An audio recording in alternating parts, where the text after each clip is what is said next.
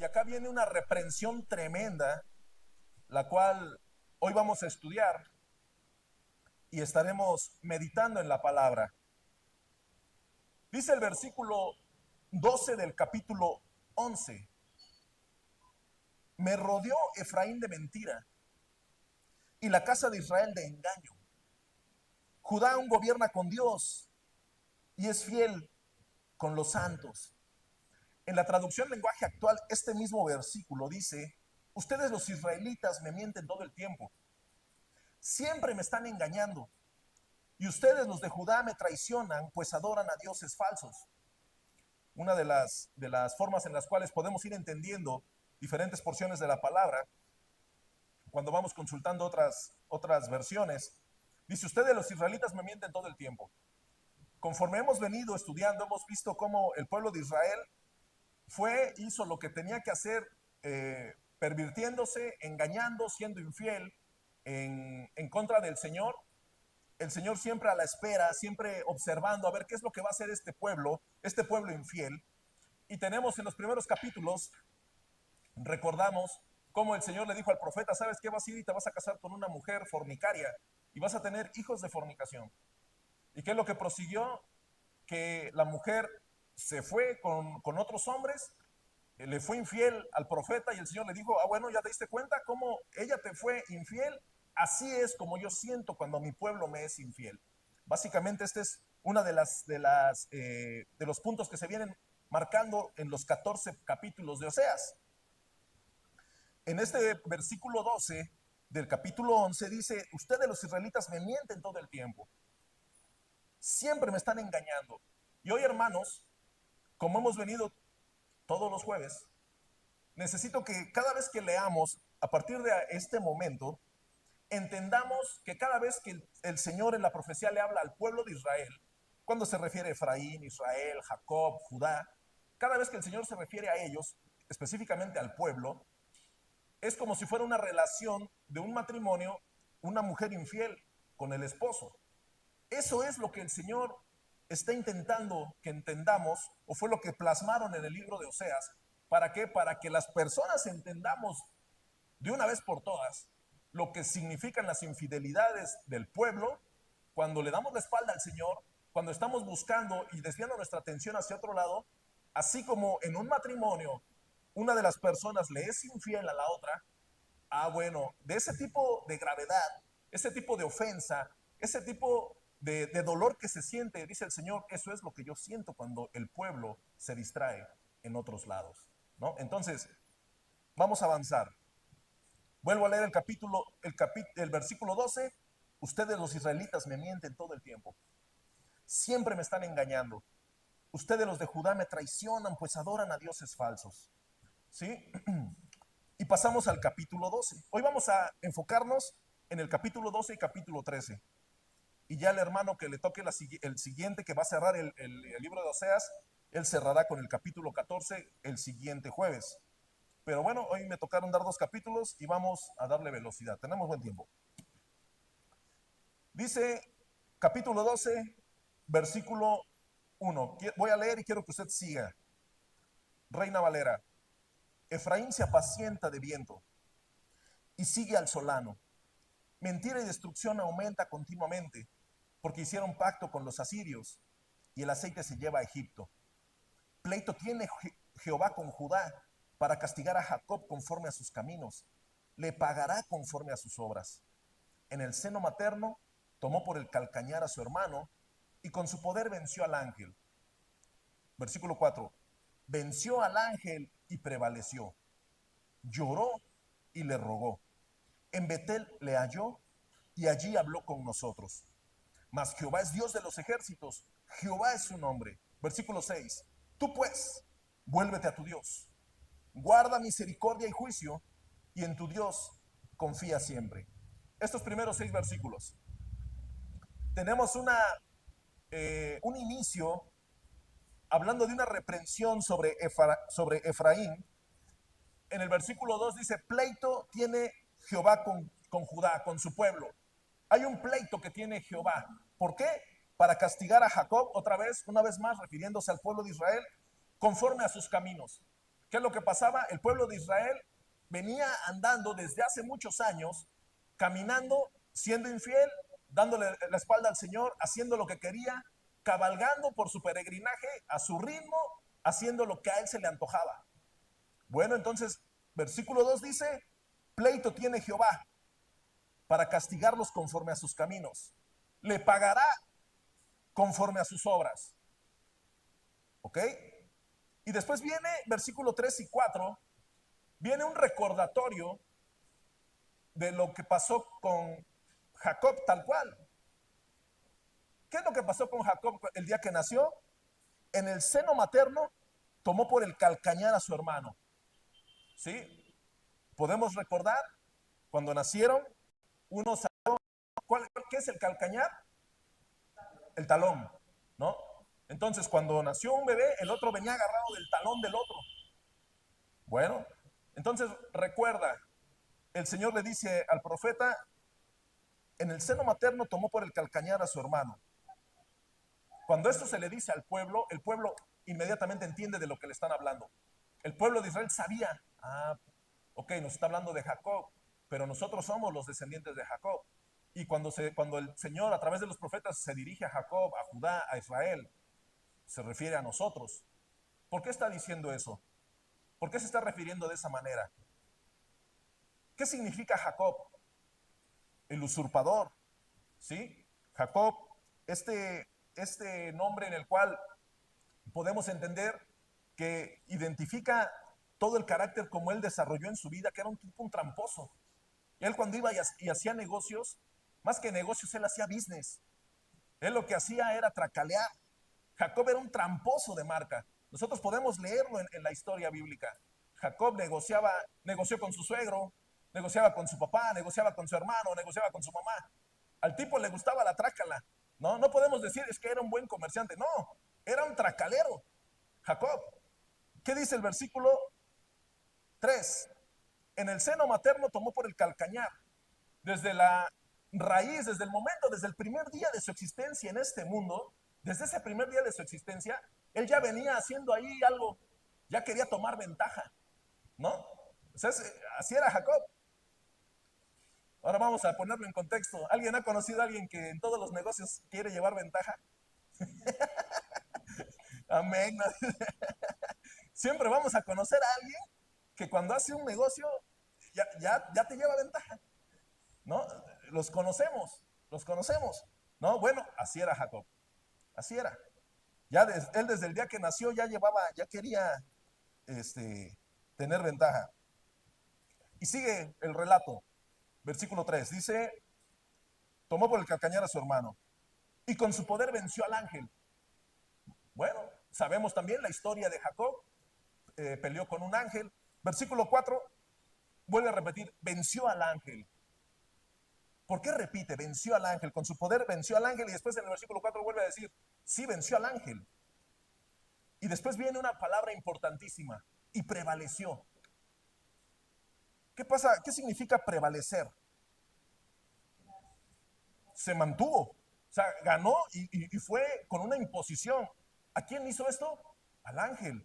Venció al ángel y prevaleció, pero inmediatamente viene algo completamente diferente al prevalecer. Dice, lloró y le rogó. ¿A quién? Al ángel. Ok, entonces venció al ángel y prevaleció. Lloró y le rogó. Después dice, en Betel le halló. ¿No? Acá podemos decir el que le entienda, ¿no? Porque la historia de Jacob sabemos que pasaron todo esto. Cuando él tuvo el sueño, estuvo en la escalera y todo esto, en Betel le halló. Y allí habló con nosotros. Si podemos identificar, hermanos, estos versículos te van soltando información para los que han leído la historia, ¿no? O sea, o alguien es así como que, no, pues yo no le entiendo. Alguien hoy que diga, es que yo no le entiendo. La mayoría, yo creo que los que hemos estado en el cristianismo sabemos, ¿no? Destellos de esto que estamos leyendo. Y después viene el versículo 5, en el cual el Señor se presenta con autoridad. Dice, mas Jehová es Dios de los ejércitos, Jehová es su nombre. Ok, todo eso hizo Jacob y les dice a los del pueblo, todo eso hicieron ustedes, su patriarca hizo todo eso. Sí, peleó con el ángel y prevaleció, pero también lloró y le rogó, ¿no? ¿Ok? Y el versículo 6 se vuelve al pueblo otra vez y le dice, tú pues, vuélvete a tu Dios, guarda misericordia y juicio, y en tu Dios confía siempre. Bueno, ahí se cierra una primera parte de este capítulo 12. Tú pues, vuélvete a tu Dios, guarda misericordia y juicio, y en tu Dios confía siempre. Voy a leérselos, hermanos, un poquito más rápido en la traducción lenguaje actual, así como viene el capítulo 12. En el versículo 1 dice, son cada vez más mentirosos y violentos. Así empieza en la traducción lenguaje actual el versículo 1 del capítulo 12. Son cada vez más mentirosos y violentos. Hacen pactos con Asiria y envían regalos a Egipto. Y hasta piensan que del desierto les puede llegar ayuda. Versículo 2. Pero el Señor tiene un pleito contra Judá y lo castigará por todo lo malo que ha hecho. Sí, le dará a Jacob lo que se merece por su mala conducta. En la Nueva Biblia Viva lo dice así. El versículo 3 y 4 nos está hablando de Jacob, el que suplanta o que es un suplantador, haciendo referencia a que Jacob nació agarrado del talón de su hermano y posteriormente suplantó a Esaú en la primogenitura. ¿Sí? Entonces, cuando él dice prevaleció, es porque dominó o se impuso. ¿Ok? Esto es lo que de una o de otra forma pasó en este contexto. La referencia bíblica de Génesis 32, del 24 al 30, y tenemos la historia de lo que pasó en esta batalla. Pero continúo. Bueno, en Génesis, en Génesis capítulo 32, versículo 20, del 24 al 30, hay una frase importante. Cuando Jacob pelea con el ángel, dice, y el varón le dijo, no se dirá más tu nombre Jacob, sino Israel, porque has luchado con Dios y con los hombres y has vencido. Estamos en el versículo 28. Una de las cosas que es importante que entendamos es que yo quiero que usted medite. Dice que Jacob peleó con el ángel y prevaleció, pero después dice que lloró y le rogó. Hoy vamos a entender en esta primera parte, o sea, ¿cómo es posible que alguien haya peleado con Dios, verdaderamente peleó con el ángel, con una teofanía, pero que verdaderamente se hizo físico y la pelea fue física? Pero dice que el hombre, que el humano prevaleció. Y después viene un punto en el que dice que le rogó y lloró. Por lo regular en una batalla, cuando alguien pelea con alguien más, el que, el que prevalece no es el que llora, el que prevalece no es el que ruega. Pero ¿por qué aquí el que prevalece fue el que rogó y lloró? Conocemos la historia porque podemos decir, bueno, porque le descoyuntó el muslo, y conocemos la historia. Pero hoy lo tenemos que entender desde una perspectiva. Si alguien pelea con otro, el que gana, el que prevalece, él no es el que va a rogar y el que va a llorar. Eso nunca va a pasar. Bueno, con Dios sí. Con Dios sí. La única forma de prevalecer contra Dios en los tiempos que la persona se resiste, en los tiempos en que la persona está luchando, la única forma de prevalecer es rindiéndose a Él. La única forma de prevalecer contra el Señor es que te rindas. No hay forma de que puedas ganar. Ahora, prevalecemos, la persona prevalece cuando pierde. ¿Pero cómo? Si usted analiza, si usted se acuerda, si no es que vamos a ir a Génesis 32, lo voy a leer para que no estemos perdidos. Génesis 32, 24 al 30. Dice en el 24, así se quedó Jacob solo y luchó con él un varón hasta que rayaba el alba. Y cuando el varón vio que no podía con él, o sea, cuando el ángel vio que no podía con el hombre, tocó en el sitio del encaje de su muslo y se descoyuntó el muslo de Jacob mientras con él luchaba. ¿Qué fue lo que se descoyuntó? Cuando uno piensa en el muslo, dices, bueno, es el muslo que está abajo del glúteo, ¿no? Lo que le llamamos muslo. Yo me puse a investigar, hermanos, y algo bueno de tener inteligencia artificial es que ahora te da cosas interesantes que en los libros no están. Dice que lo que le oprimió con la pierna, con el pie, fue el nervio ciático. Entonces, porque más adelante dice que le descoyuntó la cadera. Y sí, pues si fue de la cadera, entonces no pudo haber sido abajo, en el muslo. Entonces dice, fue el nervio ciático. Ahora, si a alguien le ha dolido el nervio ciático, ¿qué tal duele? Bueno, pues entonces, cuando estaba la batalla, el ángel le descoyuntó la cadera y el nervio ciático fue el que quedó afectado. Aquí ya podemos entender el dolor que empezó a sentir Jacob. Dice, y cuando el varón vio que no podía con él, tocó en el sitio del encaje de su muslo y se descoyuntó el muslo de Jacob mientras con él luchaba. Y dijo, ¿quién dijo? El ángel, déjame porque raya el alba. Y Jacob le respondió, no te dejaré si no me bendices. Y el varón le dijo, ¿cuál es tu nombre? Y él respondió, Jacob. Y el varón le dijo, no se dirá más tu nombre Jacob, sino Israel, porque has luchado con Dios y con los hombres y has vencido. Después le dijo Jacob, declárame tu nombre. Y el varón respondió, ¿por qué me preguntas por mi nombre? Y lo bendijo. Bueno, esa es la historia. Jacob del 24 al 30, ahí tenemos la historia, capítulo 32 en Génesis. Hoy podemos entender cómo el ángel y Jacob tienen una pelea en la cual Jacob lloró y rogó. Ahora, nosotros lo podemos leer, hermanos, en menos de un minuto y podemos entender, bueno, Jacob le descoyuntaron. Usted se puede imaginar lo que dolerá que se le descoyunte la cadera para empezar. Ahora, estamos en una batalla que había sido una batalla, no sé de qué tiempo, no sé de qué, cuántas horas, pero en la cual había estado bastante aguerrido Jacob. Ahora, Jacob no era un niño, ya era un hombre de la tercera edad y estaba peleando, estaba dando el extra. Ahora, ¿qué es lo que pasa? Cuando este hombre le dice a Jacob, ¿sabes qué? Bendíceme. Le dice al ángel, bendíceme. No te dejaré si no me bendices. Pero ya tenía la cadera descoyuntada, ya tenía el nervio ciático dándole con todo el dolor. Quiero pensar que Jacob estaba solo agarrándose, no sé si de su túnica, no tengo idea, pero era un momento ya de matar o morir. Y Jacob no lo soltaba. No te dejaré si no me bendices. Bueno, esta misma historia que hoy acabamos de leer en Génesis es lo que el profeta les está diciendo al pueblo. ¿Ok? Venció al ángel y prevaleció. Lloró y le rogó. ¿Ok? Perfecto. ¿Qué es lo que viene? ¿Quién fue el que rogó y lloró? El que prevaleció. Sí. Pero el que prevaleció era un tipo tramposo. Ese Jacob, el que sigilosamente agarró por el talón o tomó por el talón a su hermano el día que nació.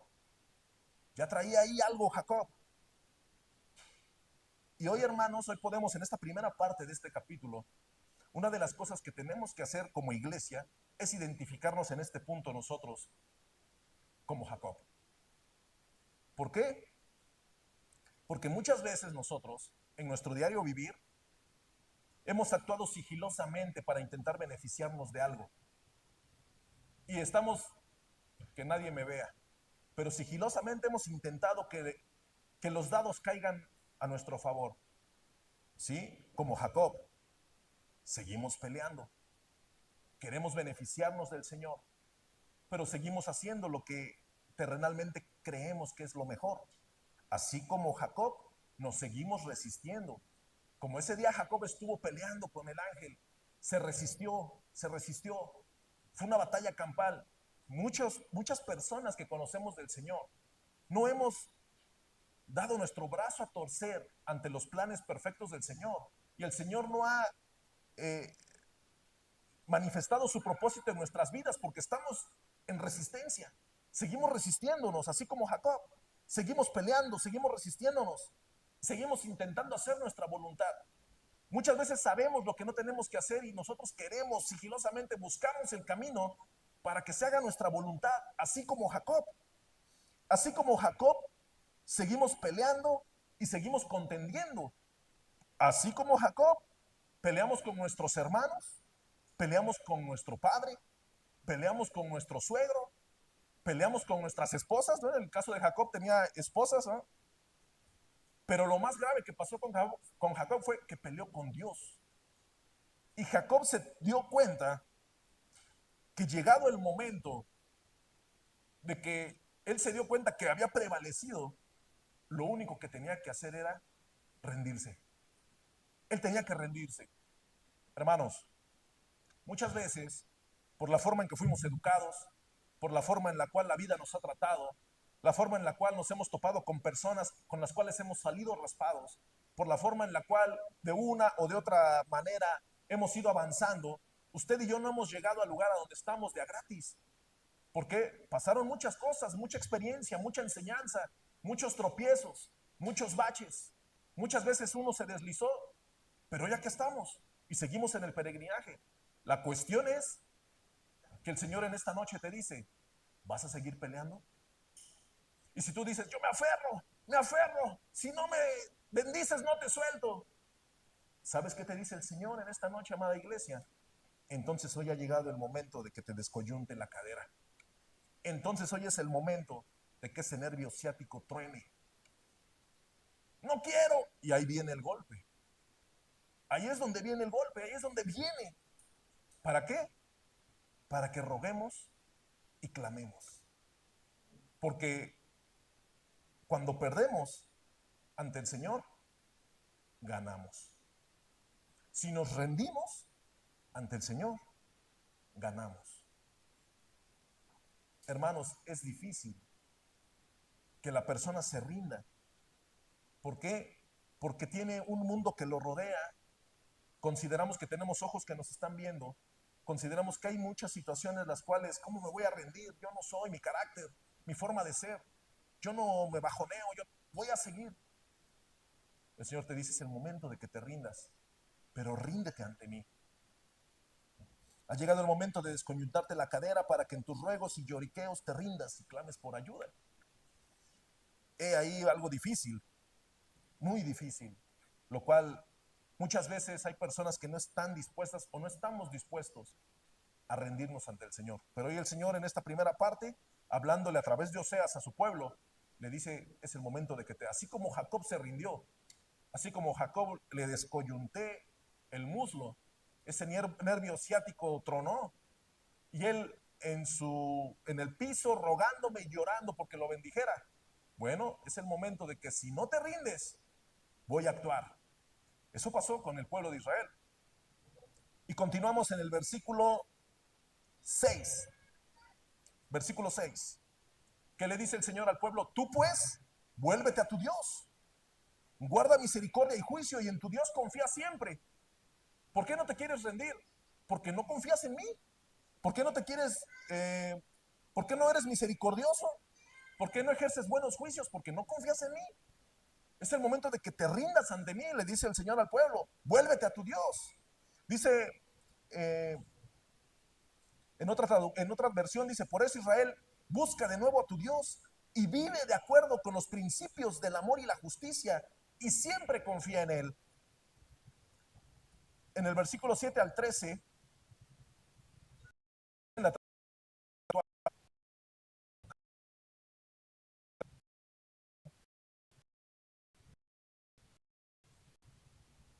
dice la traducción lenguaje actual y la nueva Biblia viva porque tiene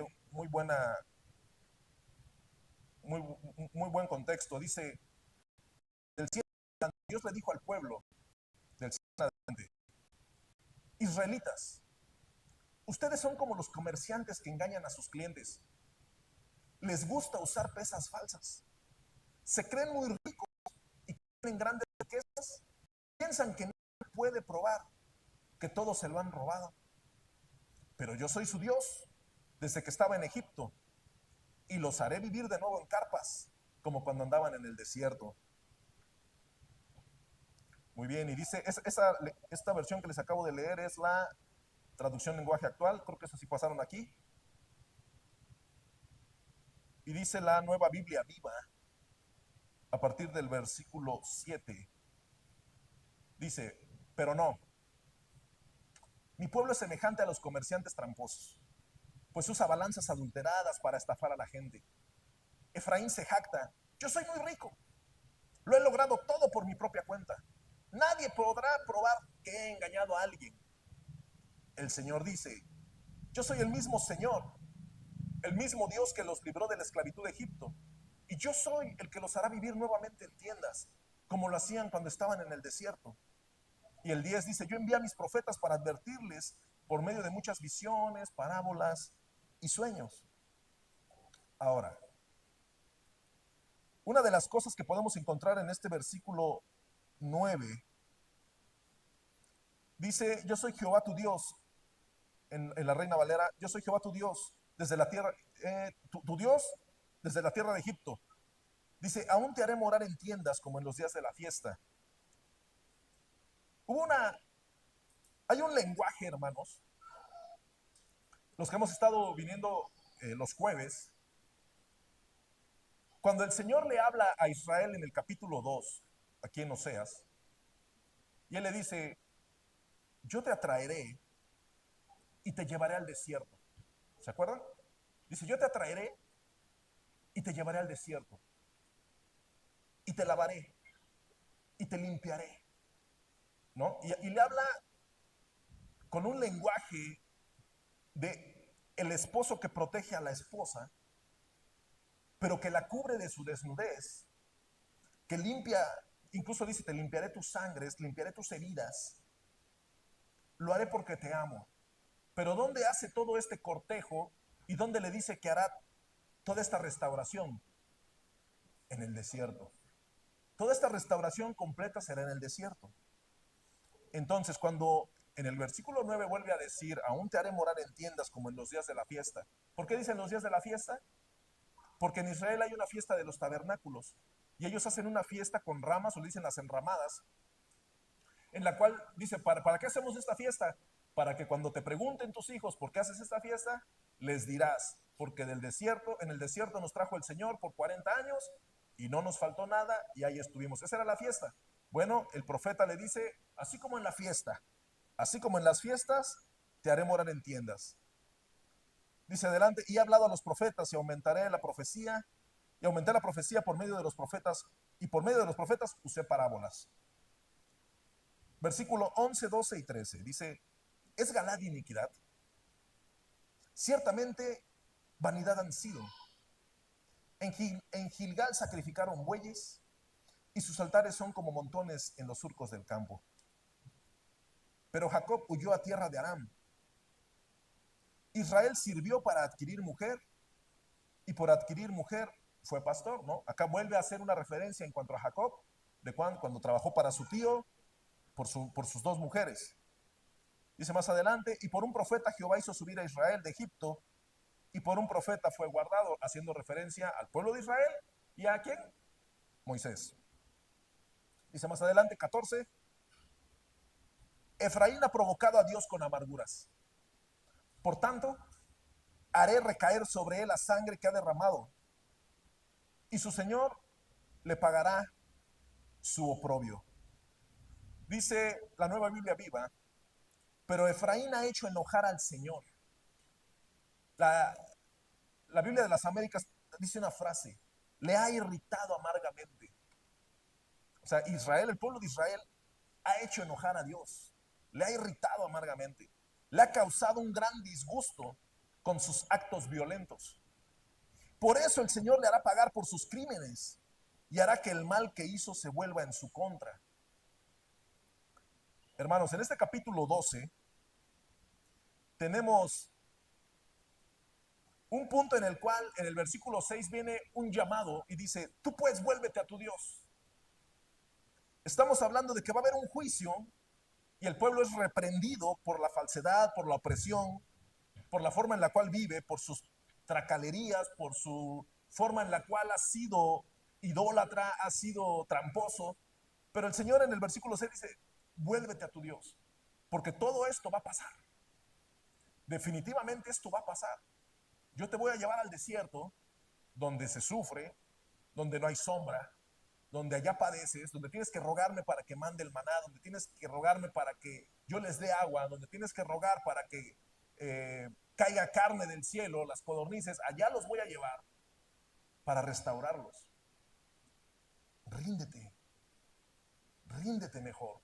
Estamos en este capítulo 2, hermanos, el Señor hablándole al pueblo como le hablaba a Jacob y dándoles referencias, dándoles centellazos, chispazos, diciéndoles, ríndete, ríndete. Y volvamos al contexto de Oseas, cuando el Señor le habla a una mujer, porque yo te amo, porque yo a ti te escogí, porque tú eres mía, yo te lavé, yo te compré. De esta manera, en este capítulo 12, podemos ir viendo cómo el Señor sigue hablando duramente, pero siempre poniendo el punto de que es el momento, hoy puedes regresar, hoy puedes regresar. Continuamos. ¿Me puede entrar una botella de agua, por favor, al tiempo? Gracias.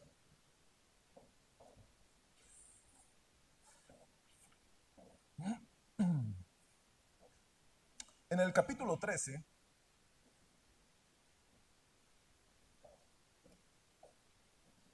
tenemos,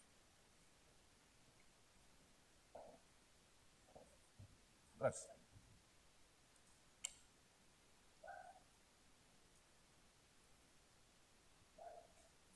pues viene una predicción de una destrucción ya. Viene la ira del esposo sobre la esposa infiel. Viene el castigo ya que se había planeado y que te había dicho lo que te iba a pasar por lo que venías haciendo. Bueno, pues ya ha llegado al límite. Voy a leer del 1 al 5. Cuando Efraín hablaba, hubo temor. Capítulo 13. Fue exaltado en Israel, mas pecó en Baal y murió. Y ahora añadieron a su pecado, y de su plata se han hecho según su entendimiento imágenes de fundición, ídolos, toda obra de artífices, acerca de los cuales dicen a los hombres que sacrifican, que besen los becerros. Por tanto, serán como la niebla de la mañana, y como el rocío de la madrugada que se pasa, como el tamo que la tempestad arroja de la era, y como el humo que sale de la chimenea. Versículo 4. Mas yo soy Jehová tu Dios desde la tierra de Egipto. No conocerás pues otro Dios fuera de mí, ni otro Salvador sino a mí. Yo te conocí en el desierto, en tierra seca. Aquí, hermanos, vuelve una vez este lenguaje del esposo a la esposa, del esposo a la esposa que se fue con los amantes, del esposo a la esposa fornicaria que se fue a fornicar. En uno de los capítulos que leímos que a mí me impactó, y me impactó por la forma en la cual lo describe, dice, fuiste y te prostituiste, pero dando una referencia de una mujer que se prostituye a una mujer que se prostituye y le pagan por prostituirse. Dice, pero tú, como yo te di todo y como tenías todo lo que yo te había dado, tú fuiste y te prostituiste y tú les pagaste a ellos para que se prostituyeran contigo. Bueno, este Dios es el que está aquí diciéndole, cuando Efraín hablaba hubo temor, fue exaltado en Israel, mas pecó en Baal, ¿no? Recordando toda la historia del pueblo de que se volvió idólatra. Añadieron a su pecado, se han hecho en su entendimiento imágenes de fundición, ídolos, toda obra de artífices, acerca de los cuales dicen los hombres que sacrifican, dicen a los hombres que sacrifican. Bueno, estamos hablando de un tema de que se habían vuelto idólatras, pero también estaban haciendo sacrificios humanos, diciéndole a los hombres que sacrifican que besen los becerros. Versículo 3, por tanto, y acá viene cuando le dice, por tanto, o sea, ustedes serán como la niebla de la mañana, como el rocío de la madrugada que se pasa, O sea, dice el Señor, en su enojo serán como nada. Como cuando hace frío y usted sale y habla y sale el vaho. ¿Cuántos minutos dura el vaho que sale por nuestra boca? ¿Un segundo? Dice, bueno, así serás. Así serás. Dice, como el tamo que la tempestad arroja de la era. Y como el humo que sale de la chimenea, o sea, sale y se disipa. Pero yo soy Jehová tu Dios desde la tierra de Egipto. Ahora, en el lenguaje de la pareja, cuando le dice, no conocerás, pues, en la palabra cuando se dice, y no conoció varón, y la conoció, ¿sí? Ah, bueno, entonces recordemos que estamos en un lenguaje de pareja. Dios le dice, no conocerás, o sea, no te relacionarás con otro, no conocerás pues otro Dios fuera de mí. Y le dice inmediatamente, ni otro Salvador, sino a mí. ¿Por qué? Porque como podemos entender, en este proceso, el Señor venía hablándoles de que Él había salvado, Él había pagado, Él había rescatado, Él había ido a donde la tenían y Él la volvió a comprar y la trajo, la rescató. Dice, bueno, no vas a tener otro Salvador sino a mí. Y después le dice en este versículo 5, recordándole los primeros capítulos, dice, yo te conocí en el desierto. Ah, bueno, yo te conocí, yo fui el que te conoció, el que te compré, el que te limpié, el que cubrió tu vergüenza, el que sanó tus heridas, el que te lavó. Yo te conocí en el desierto, en tierra seca. Y después le dice al pueblo, en sus pastos se saciaron. Yo los llevé al desierto para restaurar nuestra relación. Pero cuando ustedes estaban restaurados, cuando ustedes vieron que ya estaban bien y que podían empezar a caminar por sí mismos, fueron a los pastos verdes y se saciaron en sus pastos. Y cuando estaban satisfechos porque estaban en los pastos verdes, se ensoberbeció su corazón. Por esta causa, se olvidaron de mí. Una de las cosas que hizo el pueblo fue cada vez que llegaba a un tope de satisfacción económica, espiritual, comercial, eh, de todo tipo en el cual ellos podían alcanzar la satisfacción, lo que hacía el pueblo era olvidarse de Dios. Acá es donde podemos también nosotros identificarnos. ¿Por qué? Porque muchas veces cuando la persona está buscando, estoy buscando que Dios me cumpla esto, que Dios haga esto en mi vida, que Dios me dé esto, que Dios me dé esto otro. Entonces cuando de repente ya vas teniendo todo lo que tú estabas esperando, la gente por lo regular empieza a alejarse de Dios.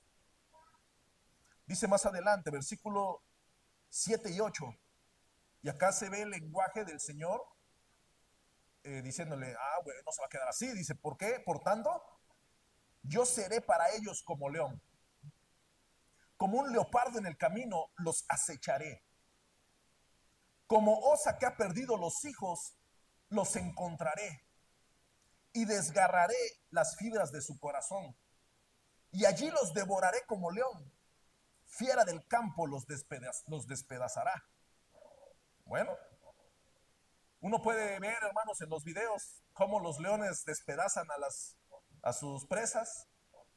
Puede usted ver, investigar cuando los osos cachorros se le pierden a la mamá osa. El otro día estaba yo viendo un video de una osa que estaba en una casa en Estados Unidos y azotaba el portón la osa. Bueno, nadie sabía que era osa, ¿verdad? Pero era uno así, un tremendo animalón azotando la puerta y salen los perros ladrándole y la señora con una escoba para que se fuera el animal. Y cuando empezó a hacer mucho ruido, que salen tres ositos de adentro de la casa, que se brincan la barda y estaba hablándole a sus ositos, ¿no? Entonces dice aquí, como osa que ha perdido los hijos, los encontraré. O sea, así con esa desesperación que una osa, cuando pierde a sus cachorros, dice el Señor, así iré y buscaré, así los buscaré. Y desgarraré, dice, los encontraré y desgarraré las fibras de su corazón. Para que su corazón se desgarre. Para que una persona diga que tengo el corazón desgarrado. ¿Qué tiene que pasar? Un sufrimiento mayúsculo. Para que una persona, para que alguien de nosotros diga, hermano, tengo el corazón desgarrado. Bueno, algo va a pasar, algo iba a pasar con el pueblo. Pero recordemos, hermanos, que el Señor les dice continuamente, vuélvete a mí, ven conmigo, yo te amo. Desgarraré las fibras de su corazón y allí los devoraré como león. Fiera del campo los despedazará. Versículo 9. Te perdiste, oh Israel, mas en mí está tu ayuda. Te perdiste y cuando intentaste buscar ayuda, nadie te va a ayudar más que yo. ¿Qué significa? Vas a tener que regresar conmigo si quieres que te ayude. Versículo 10. El Señor pregunta, ¿dónde está tu rey? Para que te guarde con todas tus ciudades y tus jueces, de los cuales dijiste, dame rey y príncipes. ¿No? Recordemos, en los tiempos de los jueces, cuando el pueblo le dice a Samuel, queremos un rey. Todo eso se va enlazando. Versículo 11, te di rey en mi furor y te lo quité en mi ira. Atada está la maldad de Efraín, su pecado está guardado. Versículo 13, dolores de mujer que da a luz le vendrán. Es un hijo no sabio, porque ya hace tiempo que no debiera detenerse al punto mismo de nacer. De la mano del Seol los redimiré, los libraré de la muerte.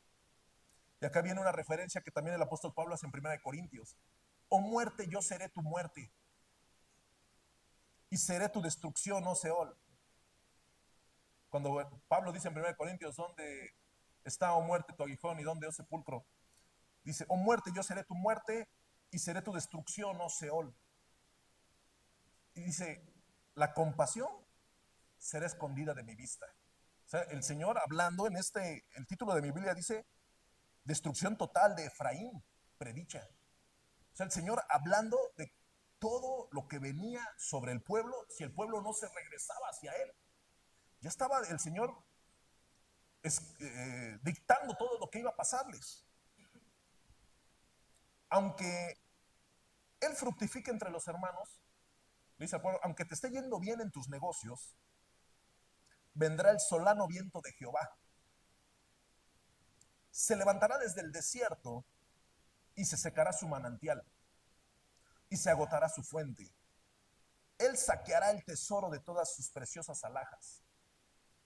Sí, en un momento en que la persona, por sus propias fuerzas, porque se sigue resistiendo, porque sigue peleando, porque todavía no le descoyuntan el nervio ciático, porque todavía está intentando, tal vez ya está tirado y está aferrándose, y en su fuerza desesperada, pues la empieza a ir bien, y parece que están yendo las cosas bien, parece que bajo sus normas está saliendo las cosas.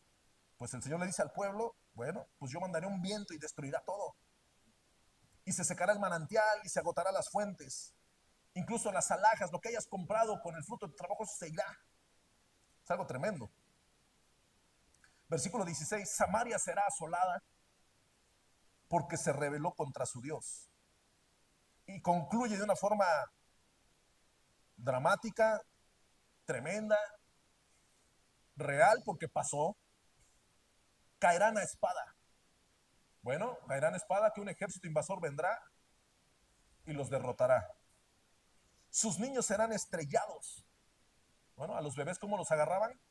De las piernitas y los rebotaban en las piedras. Sus niños serán estrellados. Y sus mujeres encintas serán abiertas. Hermanos, y ahí termina el capítulo. Es una película de terror. Es un capítulo tremendo, en el cual dice uno, Señor, ayúdame. Ah, regresa a mí, vuélvete a tu Dios, guarda misericordia y juicio. En tu Dios confía siempre. Amada iglesia, capítulo 12 y capítulo 13 de Oseas está duro, está fuerte. Cuando nosotros como iglesia vamos viendo que hay cosas que necesitamos cambiar para que el Señor cumpla su propósito en nosotros. Hermanos,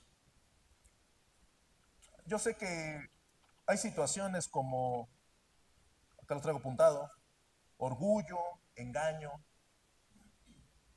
idolatría, podemos idolatrar algo, Tú dices, no, pues yo no me estoy postrando ante ningún ídolo, pero hay cosas que idolatramos. Excesiva dedicación o adoración a algunas cosas, objetos, aficiones, eh, gustos personales, costumbres, creencias. O estamos afanados por el trabajo, por obtener más dinero, por preservar bienes, por tener poder, fama, popularidad. Cada una de estas cosas, hermanos, son cosas que pueden corromper al creyente, pueden corromper al cristiano. Y nos estamos aferrando porque, pues no es malo y me ha funcionado. Es más, el hermano lo hace, ¿yo por qué? A él le ha ido bien, yo también voy a hacerlo. Y empezamos a hacer cosas que a Dios no le agradan. La cuestión está que tal vez usted ya oyó una prédica, ya oyó un mensaje, un devocional, en su lectura diaria el Señor ya le habló, y usted dice, sí, pero no, yo creo que voy a mantenerme en esta línea. Y usted ya está peleando con el ángel. Usted ya está en el proceso en el cual está en el estira y afloja con el ángel. O es probable que el ángel ya lo tiene en el suelo y el ángel dice, me voy porque raya el alba. Y usted se sigue aferrando porque quiere ser bendecido. Va a llegar el momento en que el ángel le va a descoyuntar el muslo. Y ahí es donde, en el momento de la rendición, es donde la persona entiende que el clamor y el ruego hacia el Señor viene en la rendición. Y ahí es donde el Señor cumple su propósito en nosotros. Hoy, hermano, lo invito a que medite en qué postura está usted. Si es que esta palabra del capítulo 12 y el capítulo 13 ha tocado ahí en su oído, en su cerebro, ha hecho, creo que hace falta esto. Si algo ha venido a taladrar por ahí, hermano, amada iglesia, medite en ello. No pelee con el Señor. No se resista al propósito de Dios.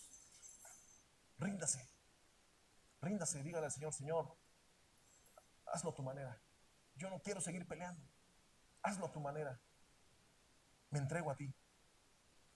Me rindo antes de que me descoyuntes. Antes de que esté yo tirado, rogándote y lamentándome porque me rendí tarde.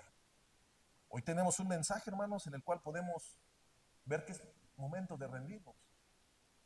Ahora, en un caso extremo en el cual nosotros estamos viviendo una etapa de nuestras vidas alejados del Señor, una etapa de nuestras vidas en las cuales estoy viviendo y estoy alimentando la carne y estoy sembrando y regando el pecado que de por sí ya mora en mí y está creciendo, está eferveciendo. Bueno, es el momento, hermanos, de que entendamos de que el Señor cuando va a cumplir su propósito con su pueblo, no te va a dejar, pero va a cumplirlo de una forma extrema. Así como esta película de terror que acabamos de leer, hermanos, en la cual termina tremendamente. El Señor va a llegar hasta el límite. ¿Para qué? Para que no te pierdas. Y muchísimas de las cosas terrenalmente que muchas veces nos aferramos, se van a perder. Se van a perder, ¿por qué? Porque el Señor va a decir, no, este es mi hijo. Lo compré con la sangre preciosa de mi hijo en la cruz. No se me va a escapar de mi mano. Pero ¿qué es lo que pasa? Que pasan muchísimas consecuencias terrenales, en las cuales cuando volteas y dices, hubiera yo, me hubiera yo detenido hace años, me hubiera yo rendido hace 10 años, hace 5 años, y muchas veces no lo hacemos. Llévese esta reflexión, hermanos, y si usted puede compartirla, compártasela a alguien. Póngase de pie.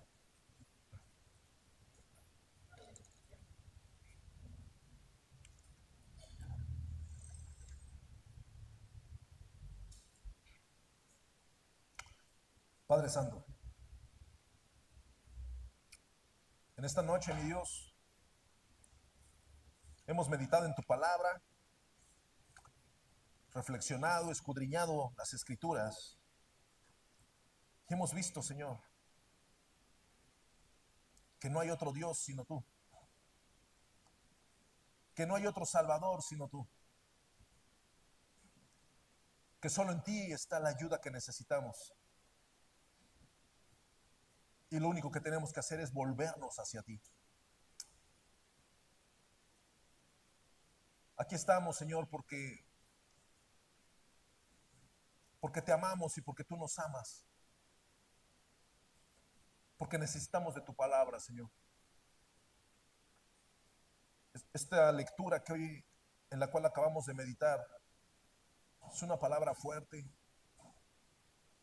Y es fuerte porque sabemos que al pueblo todo lo que fue preescrito y predicho, todo les pasó.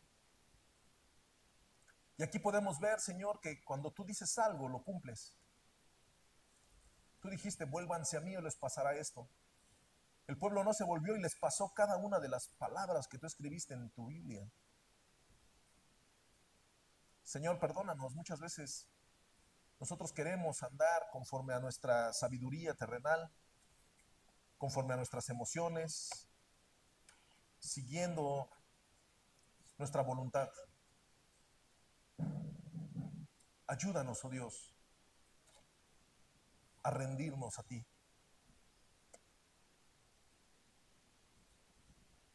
Señor, si es necesario que descoyuntes el muslo, hazlo. Si es necesario, Señor, pero no queremos ver cuando te enojas. Ayúdanos también, Señor, a compartir tu palabra con nuestros hermanos que sabemos que se han alejado de ti. Y danos las palabras, oh Dios, para poder persuadirlos de que regresen a tus caminos. Te lo pedimos, Señor, en el nombre de Jesús. Así también, Señor, te doy gracias por cada uno de mis hermanos que estuvieron atentos. Sígueles dando, Señor, el entendimiento. Síguenos dando a los que exponemos, Señor, la habilidad para poder explicar. Te doy gracias, Padre mío, por tu bondad, por tu amor, por tu misericordia.